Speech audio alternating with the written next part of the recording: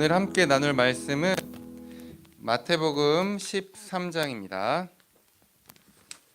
마태복음 13장 1절에서 9절까지의 말씀, 신약성경 20페이지에 있습니다.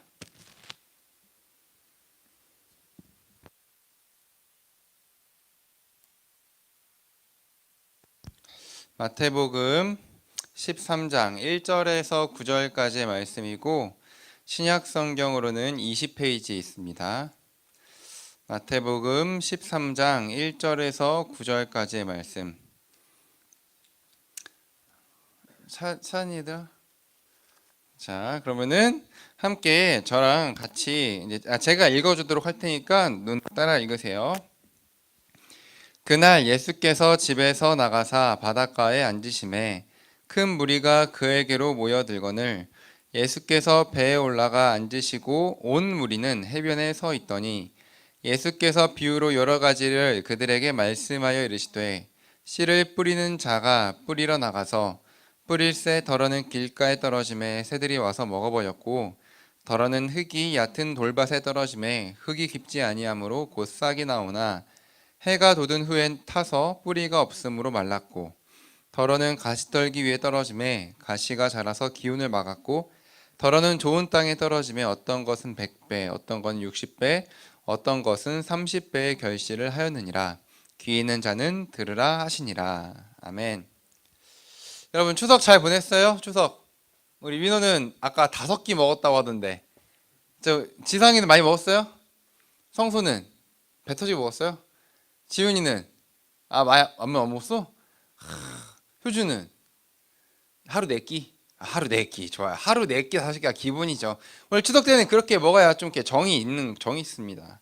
자, 저도 시골에 이제 할머니 댁에 당일치기로 목요일에 갔다 왔는데 시골에 도착하고 보니까 어느덧 이렇게 들판이 다 황금빛이에요. 그러니까 곡식이 다 익어가지고 황금빛인데 참 신기하죠. 우리가 먹는 아침마다 먹거나 점심마다 그 저녁 먹는 쌀 있잖아요. 쌀.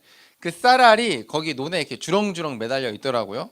그래서 저도 이렇게 하나 이렇게 딱 따가서 이렇게 하나 이렇게 해서 먹어봤는데 좀 별 맛은 없지만 아무튼 되게 신기하긴 했습니다.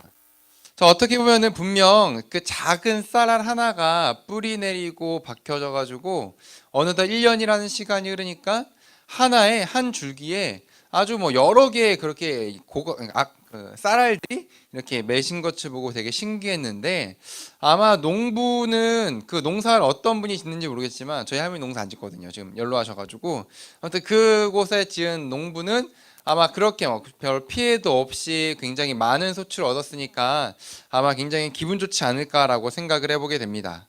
자, 오늘 우리가 함께 나눌 말씀도 씨앗을 뿌리는 농부에 관한 말씀인데 오늘의 말씀은 아마 여러분들이 여러 번 들어봤을 법한 이야기입니다. 어느 날이었죠. 예수님께서 집에 나가셔서 이제 바닷가에 앉으셨습니다. 그때 수많은 사람들이 예수님을 보려고 나왔거든요. 아마 여러분도 누누이 제가 이야기했듯이 예수님은 기적도 행하시고 이적도 행하시고 귀신도 내쫓으시고 오병이어 사건도 일으키시고 아마 많은 일들을 일으키셨기 때문에 언제나 수많은 사람들이 예수님을 따라다녔습니다. 그래서 이번에도 마찬가지로 예수님께서 집에서 나가시자마자 수많은 사람들이 구름대같이 그렇게 찾아왔죠.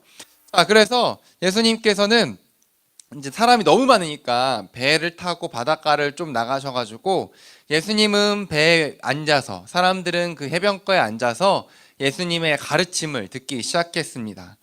그런데 우리가 아무튼 예수님께서는 막 여러 가지 말씀하셨는데 주로 천국에 관한 이야기도 하시고 하나님 나라가 어떤 곳인지 이런 이야기들을 많이 했다는 거죠. 자, 그런데 오늘 우리가 함께 읽은 말씀에서 예수님께서 사용하신 언어적 방법은 그 비유라는 이야기를 했습니다. 비유. 자, 먼저 어떤 비유인지 한번 들어보세요. 씨를 뿌리는 자가 있었습니다. 우리는 그 사람을 농부라고 할게요. 이 농부가 밭에 나가서 이렇게 씨를 뿌리려고 하는데 아마 씨를 뿌리다 보면은 그 씨가 꼭 밭에만 떨어지지 않고 그 주변부에도 떨어질 수 있잖아요. 그래서 씨를 이렇게 딱 뿌리다 보니까 어떤 씨는 좋은 밭에 떨어지기도 하고 어떤 씨는 가시덩굴에 떨어지기도 하고 또 어떤 씨는 길가에 떨어지기도 하고 어떤 씨는 돌밭에 떨어지기도 했다라는 것이 오늘의 이야기죠.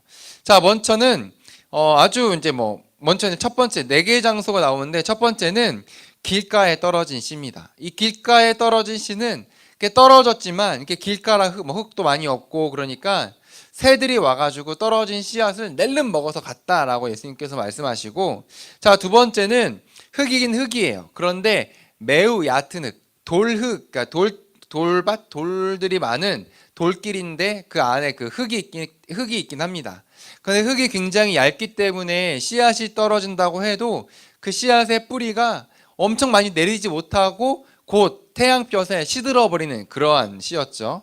자, 세 번째는 이번에는 가시나무, 가시덤불 사이에 떨어진 씨인데, 이 씨는 떨어지긴 해서 뿌리는 애였지만 그 위에 있는 가시덤불이 너무나도 억세가지고 이 씨앗이 자라지 못했다라고 이야기합니다. 자, 그리고 마지막은 좋은 밭이에요. 흙도 풍성하고 아마 물도 많았을 거예요. 배수도 잘 되고, 그래서 그곳에 떨어진 씨앗은 아주 풍성하게 자라서 100배, 60배, 30배가 되었다라고 예수님께서는 말씀하시는 거죠. 자, 그런데 문제는 지금부터 발생을 합니다. 이 비유를 알아듣는 사람이 아무도 없었어요. 예수님께서 야, 네 가지 밭이 있고 여기 떨어진 건 이렇게 되고 여기 떨어진 건 이거고 여긴 이거야 라고 말했는데, 이렇게 말했는데 예수님의 말을 알아들은 사람이 단 한 명도 없었습니다. 심지어 12제자들도 조금 전에 예수님께서 하신 말씀이 무슨 뜻인지를 전혀 알지 못했어요. 자, 왜 몰랐을까? 이거는 비유가 가진 특징 때문에 좀 그런데, 자, 여러분, 비유라는 것은 어떤 교훈을 전달할 때 굉장히 쓰기 좋은 거잖아요. 자, 예를 들어서 저랑 여러분이 이렇게 대화하다가 야, 자라보고 놀란 것은 소뚜껑 보고 놀란대 라고 이야기를 했어요. 그러면은 저나 여러분이나 그게 무슨 뜻인지 알아요. 야, 이 사람이 그 정말 예를 들어서 이것 보고 놀랐는데 이거랑 비슷한 무엇을 보고도 화들짝 놀랐구나, 이러한 의미로 우리가 이미 알고 있어서 제가 여기서 여러분한테 여러분, 제가 자라보고 놀란 것은 소뚜껑 보고 놀라듯이 놀랐어요 라고 이야기해도 저랑 여러분은 이게 무슨 뜻인지 다 이해가 돼요. 자, 그런데 이 말을 제가 미국인한테 얘기해요. 미국인한테 영어도 안 되지만 영어로 막 이렇게 얘기했더니 미국인이 웬 자라? 웬 거북이? 웬 소뚜껑? 이렇게 이야기해요. 그러면 솔직히 이게 의사소통이 되는 거예요? 안 되는 거예요. 이 비유라는 거는 기본적으로 나나 그 사람이나 그 비유가 대충 어느 이야기인지 알고 있어야지 그것이 써먹힐 수 있다라는 거예요. 자, 그런 차원에서 예수님께서 이 비유를 했는데 아무도 못 알아들어요. 그러면은 이거 누구 잘못이에요? 누구 잘못이에요? 왜 그분 말하기 힘들어? 예수님. 우리가 아마 100점 만점으로 예수님께서 언어 영역 시험에서 이 사람은 그러니까 비유로 말했는데 이 사람이 비유로 말한 것은 상대방이 얼마나 알아들었을까요? 라고 채점해 보면 아마 빵점일 거예요. 예수님께서 이 13장에서 네 가지 밭에 뿌려진 씨앗에 대한 비유를 이야기할 때 그 비유에 대한 솔직한 예수님에 대한 평가는 빵점이죠. 왜? 비유를 기껏 썼는데 알아먹은 사람이 아무도 없거든요. 그러면 이거 비유 쓸만해요? 안 쓸만해요? 차라리 그냥 말하는 게 낫지. 왜 예수님은 굳이 아무도 못 알아듣는 그 비유를 써서 아무도 못 알아듣게 하셨을까? 저는 이가 두 가지라고 생각을 해요. 자, 먼저 이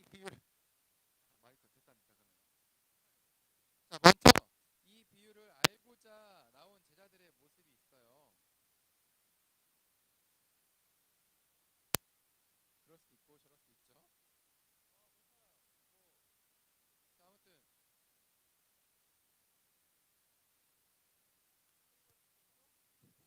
둘, 셋.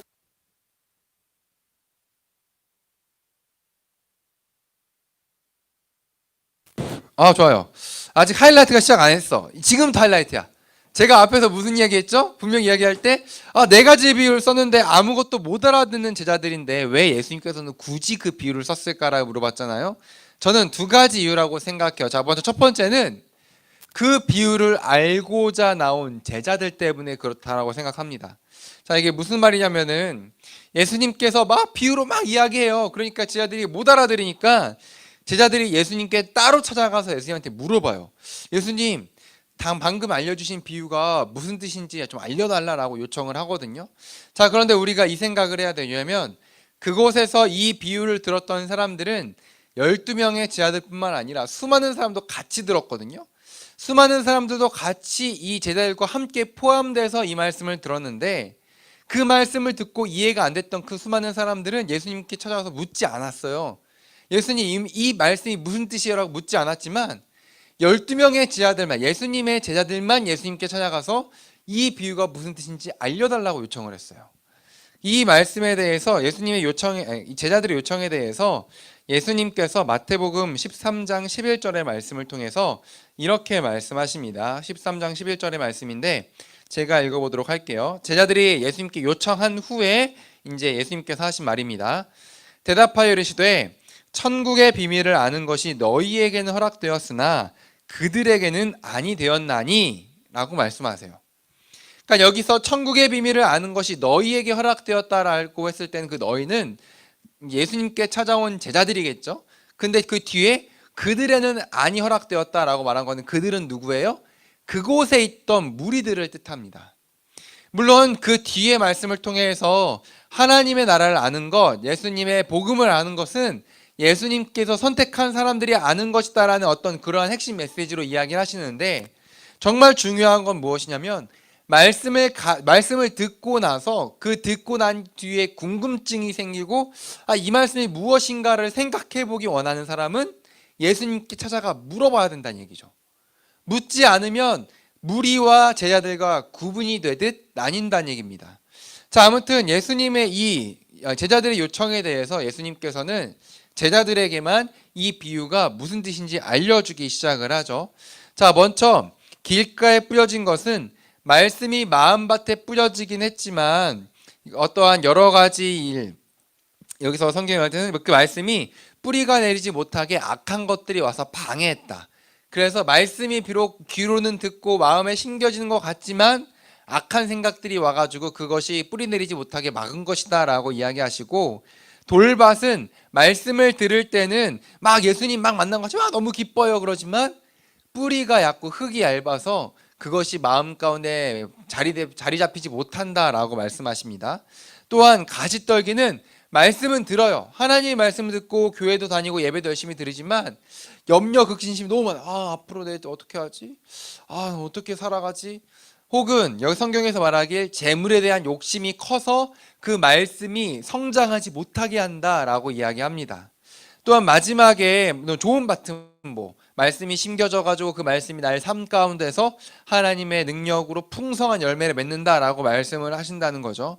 그런데 오늘 제가 이야기하고 싶은 핵심 메시지는 이 4개의 밭이 이런 상태다라는 것을 말하기보다는 제자들의 태도를 이야기하고 싶은 거예요.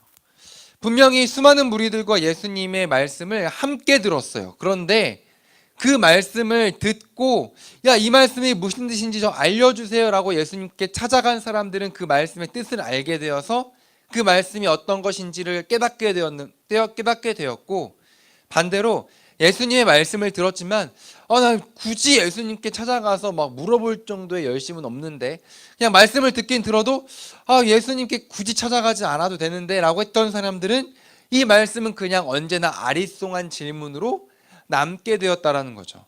그러니까 우리가 반드시 이런 생각을 해야 돼요. 우리가 성경 말씀을 읽을 때 혹은 목사님한테 말씀을 들을 때 아니면 주변에서 성경 말씀, 예수님에 대한 이야기를 할 때 그 말씀이 무슨 뜻인지 모를 수도 있어요. 마치 제자들이 맨 처음에 예수님의 말씀을 듣고도 이 말씀이 무슨 뜻인지 몰랐던 것처럼 모를 수도 있어요. 그런데 중요한 건 뭐냐면 나 몰라, 괜찮아, 나 굳이 알고 싶지 않아, 이런 태도가 아니라 예수님께 나아가서 예수님 이 말 뜻이 무엇인지 좀 알려주세요라고 예수님께 나아가야 된다는 거예요. 그리고 나아가는 사람한테 예수님께서는 이 말씀이 무슨 뜻인지를 알려주신다는 거죠. 뿐만 아니라 우리 삶 가운데 이제 제가 늘 이야기하잖아요. 모든 것 하나님 뜻이 있습니다. 모든 것에는 하나님 뜻이 있고 우리의 삶을 하나님께서 인도하십니다라고 이야기하는데, 저도 그렇지만 살아가다 보면은 이런 생각이 많이 들어요. 하나님 뜻이 도대체 뭐지? 여러분 그런 생각 안 드세요? 나만 드나? 저는 살아갈 때 하나님 뜻이 뭔지 모를 때가 너무 많아요. 하나님 뜻이 있다라고 이야기하는데 그 뜻이 무엇인지 좀 알려줬으면 좋겠다라는 마음이 들 때가 한두 번이 아니거든요. 그런데 그럴 때마다 우리 삶 가운데 질문이 떠오르고 주님의 뜻이야 라고 이야기하고 하나님의 뜻이야 라고 말씀하는데 그 말 뜻을 도저히 못 알아들을 때 그냥 가만히 있는 것이 아니라 내가 예수님께 나아가고 내가 하나님께 나아가야지만 하나님께서 나에게 그 말씀이 무슨 뜻인지를 풍성하게 알려주신다는 거예요. 그렇지 않으면 그냥 똑같이 말씀을 들어도 무리들은 그들은 천국 복음이 허락되지 않았다라는 평가를 받는 거고, 똑같이 말씀을 들어서도 주님께 나아간 제자들은 너희에게는 비밀이 허락되었다라는 그러한 차이가 생기는 거예요. 그러니까 우리가 해야 될 건 무엇이냐? 말씀을 들었을 때 몰라 이게 아니라 말씀을 듣고 몰라요. 하나님 뜻이 뭔지 몰라. 하나님이 나한테 원하는 게 도대체 알 수가 없어. 그러면 그럴 때 어떻게 해야 돼요? 예수님께 나아가서 하나님, 주님, 이게 무슨 뜻인지 도저히 모르겠는데 좀 알려주세요. 이게 하나님께서 내 삶 가운데 이런 뜻이 있다고 하는데 전 도저히 모르겠어요. 그런데 좀 알려주세요. 그럴 때 예수님께서 또한 우리 주님께서 우리에게 반드시 그 뜻을 알려주신다라고 저는 생각합니다. 자, 두 번째. 첫 번째는 모를 때 예수님께 나아가서 물어봐야 된다라는 것이 첫 번째였고, 자, 두 번째는 예수님께서 못 알아듣는 비유를 말씀하신 두 번째 이유는 저는 성실한 농부가 언제나 있음을 알아야 된다라고 말하기 위해서 우리에게 이 말씀을 하셨다라고 생각합니다. 이게 뭔 소리냐면, 제가 앞서 비유에서 모든 사람들이 예수님의 비유를 다 못 알아들었다 했잖아요. 뭐 그 제자들도 마찬가지고 무리들도 마찬가지고 단 한 명도 예수님의 이 비유가 무슨 뜻인지 알아듣지 못했어요. 자, 그런데 한 가지는 확실하게 알 수 있죠. 씨를 뿌리는 농부가 있다라는 사실은 알 수 있어요. 자, 이게 무슨 말이냐면은, 비록 농부가 뿌린 씨앗이 태양볕에 너무 뜨거워서 사그라지기도 하고 농부가 기껏 씨를 뿌렸지만 새가 와서 그것을 먹어서 도망갈 수도 있어요. 그러나 씨를 뿌리는 농부의 행동을 막을 수는 없어요. 아무리 태양볕이 뜨겁고 아무리 새들이 많이 와서 씨들을 골라 먹는다고 할지라도 이 농부는 언제나 씨를 뿌려요. 그리고 성경 13장 뒤에서 나오지만 여기에서 나오는 농부는 하나님이라고, 이 씨는 말씀이라고 하거든요. 그러니까 하나님께서는 밭의 상태가 어떠하든지 간에 늘상 말씀을 우리에게 뿌리고 계신다는 거죠. 그러니까 우리가 이렇게 생각해 볼 수 있어요. 내가 마음밭이 안 좋아가지고 열매 맺지 못하는데, 여기서 나오는 좋은 밭이 아니라서 내가 말씀을 풍성하게 열매 맺지 못하는데 내가 말씀 들어서 뭐해? 라고 생각할 수 있지만, 우리의 성실하신 농부이신 하나님께서는 우리가 우리의 마음밭이 어떠하든 간에 그걸 중요하지 않고, 사탄이 방해하든 혹은 아니면 가시덤불이 있든 태양볕이 있든 우리의 농부이신 하나님께서는 우리에게 늘 말씀을 뿌리세요. 그것이 자라기를 기대하고 그것이 풍성한 열매로 맺기를 기대하면서 언제 어디서나 그 말씀을 뿌리세요. 그리고 농부께서는 그 마음밭을 경작해서 가시덤굴이 있다면 가시덤굴을 치우시는 분이 우리 주님이시고, 또한 돌가가 있다면 그 돌가가 아닌 그것을 경작지로 만드는 것이 우리 주님이시고, 나중에 궁극적으로는 새들이 오든 태양볕이 있든 언제나 하나님께서, 우리 농부이신 하나님께서 우리에게 말씀을 뿌린 것을 싹이 나게 하고 열매 맺게 하시는 분이 바로 우리 하나님이시다라는 것을 우리는 이 본문을 통해 알 수 있습니다. 진짜 네 개의 밭에 아무리 많은 씨를 뿌리고 서로 각기 다른 씨를 뿌린다고 할지라도 우리 하나님께서는 언제나 우리에게 말씀을 끊임없이 뿌리고 있다는 거 꼭 기억해야 돼요. 자, 저는 이게 은혜라고 생각하거든요. 자, 여러분 알잖아요. 여기 있는 제 자신뿐만 아니라 여러분 중, 우리 중 어느 누구도 좋은 밭이라고 평가받을 만한 사람이 아무도 없어요. 우리 마음밭은 언제나 부패하고 가시덤굴 같고 길가 같고 돌밭 같거든요. 그런데 우리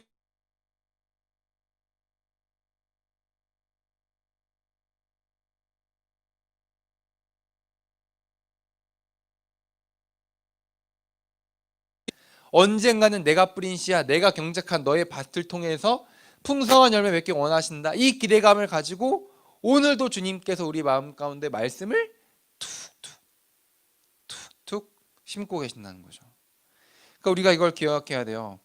우리가 열매 맺을 수 있는 것은 나의 마음밭이 좋아서 열매를 맺을 수 있는 것이 아니라 우리의 농부신 하나님께서 포기하지 않고 말씀을 뿌리기 때문에 우리가 열매 맺을 수 있는 거예요. 저는 이게 은혜라고 생각을 합니다. 저는 오늘의 말씀, 오늘의 비유를 통해서 예수님께서는 아무도 알아듣지 못했지만 왜 이 말씀을 하셨을까? 저는 오늘 두 가지를 말했습니다. 첫 번째, 말씀이 모르면, 내가 말씀을 들었는데 그 말씀이 무슨 뜻인지 모르면 반드시 주님께 나아가야 돼요. 그래야지 제자들처럼 그래 내가 너희에게는 천국 비밀을 알려준다. 그러나 그들에게는 허락되지 않았다라고 이야기를 들을 수 있는 겁니다. 여러분 교회 열심히 다니고 정말 열심히 하는데 말씀을 들을 때마다 몰라요. 그럼 모르면 좀 넘어가지. 이러한 태도로 살다가 보면은 절대로 예수님의 그 천국 비밀을 알기 절대는 아니고 굉장히 힘들어요. 뭐 그거는 주님이 어떻게 일하시는 거 모르지만 절대는 아니지만 굉장히 힘들어요. 그런데 제자들처럼 예수님께 찾아가서 예수님 아까 말씀하신 거 제가 도저히 모르겠는데 좀 알려주세요라고 묻는 태도라면 예수님께서는 반드시 그 말뜻을 알려주시는 분이 예수님이세요. 자, 두 번째는 뭐냐면 제가 말했죠. 두 번째는 우리에게는 늘 성실하게 말씀 뿌리는 하나님이 계시다. 내 마음밭이 어떠하든지 간에 우리의 성실한 농부이신 하나님께서는 우리에게 말씀을 늘 뿌리세요. 늘 뿌리시면서 이 뿌리는 씨앗이 우리 삶 가운데 우리의 마음 가운데 열매를 맺어서 30배, 60배, 100배 풍성한 열매로 맺기를 간절히 원하시는 분이 바로 우리 주님이시다라는 것을 우리는 꼭 기억해야 됩니다.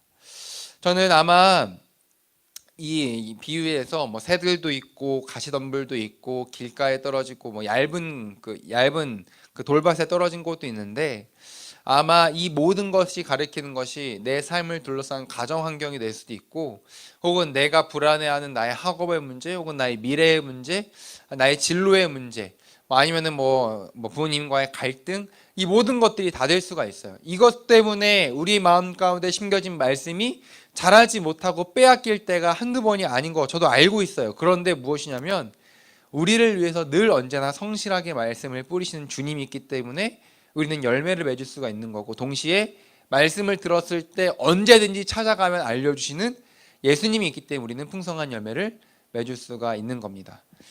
우리에게 열매를 맺는 것은 30배, 60, 100배 이 열매를 맺는 것은 우리에게 달린 것이 아니에요. 그 말씀을 뿌리는 주님 때문에 가능한 것이고 그 말씀을 받았을 때 찾아가서 물어볼 예수 그리스도가 있기 때문에 이것은 열매를 맺을 수 있다라고 저는 생각합니다.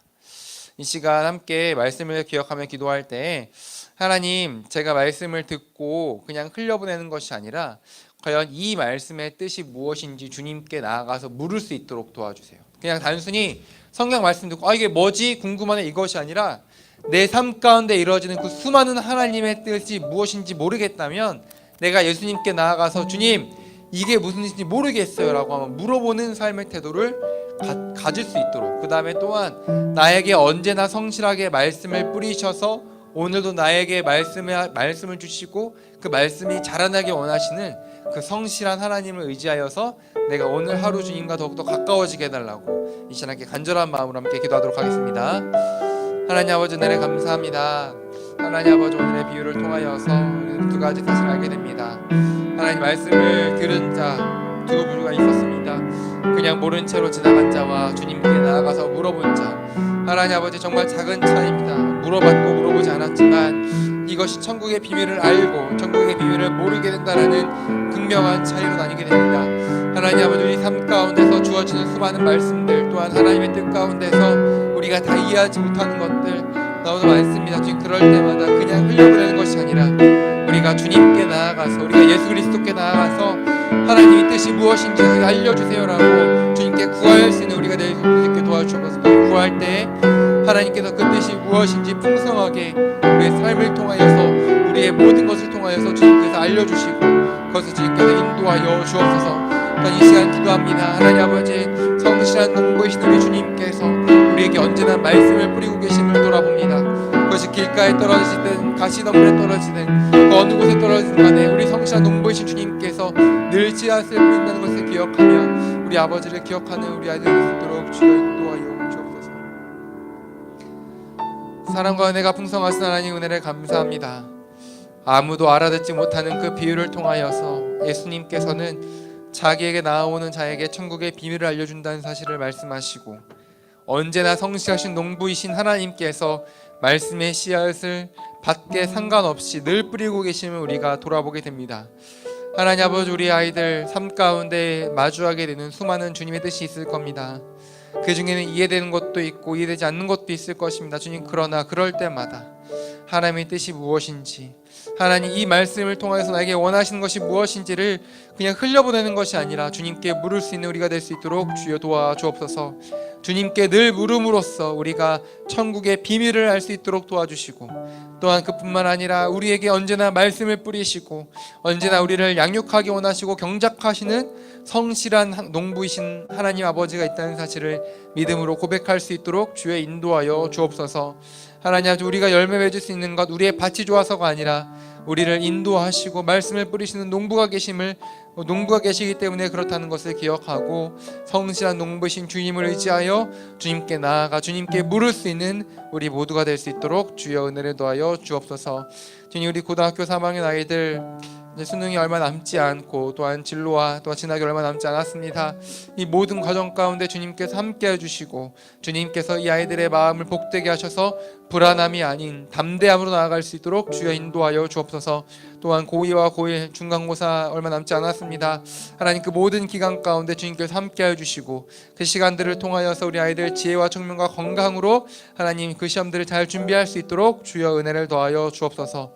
무엇보다 각자의 자리에서 주님을 예배하기 원합니다. 하나님 잊지 않도록 도와주시고 삶의 자리 가운데 주님을 찬양할 수 있도록 주여 인도하여 주옵소서. 우리를 구원하신 예수님의 이름으로 기도드립니다. 이제는 우리를 죽기까지 사랑하신 예수 그리스도의 그 은혜와 이 땅 가운데 독생자를 보내신 하나님의 크신 사랑하심과 영원토록 우리와 함께 하시겠다 약속하신 성령님의 동행하심이 주의 말씀을 듣고 주님께 나아가길 원하고 성실한 농부이신 하나님을 신뢰하기 원하는 주의 모든 자녀들의 머리 위에 가운데 지금부터 영원토록 함께 있을지어다. 아멘.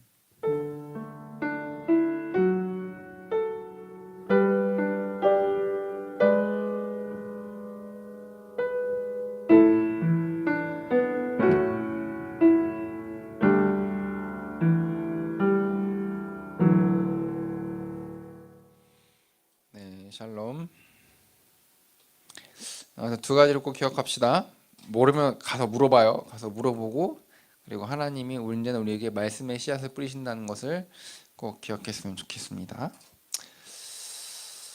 자, 다음 주 예배는 저희가 선생님들이랑 좀 얘기를 해서, 어차피 뭐 1, 2학년들 나와도 얼마 안 나오니까 전부 다 나오라고 해도 괜찮을 것 같다는 생각이 들어요. 아무튼 그렇게 진행할 테니까 다음 주 광고를 선생님을 통해서 전달되는 광고를 좀 지켜봐주고 각자의 자리에서 예배를 드렸으면 좋겠습니다. 여기 담임 목사님 나오시네요.